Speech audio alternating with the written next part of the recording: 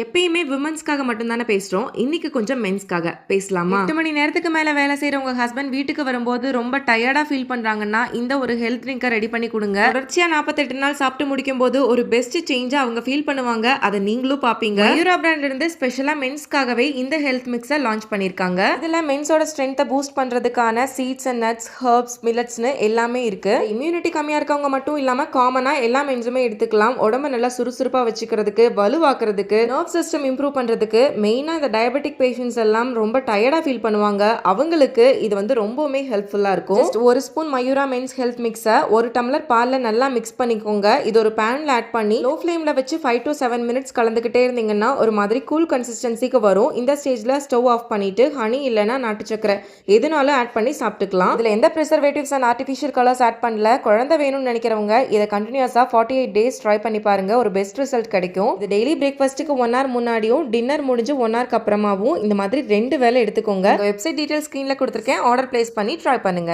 பாய்.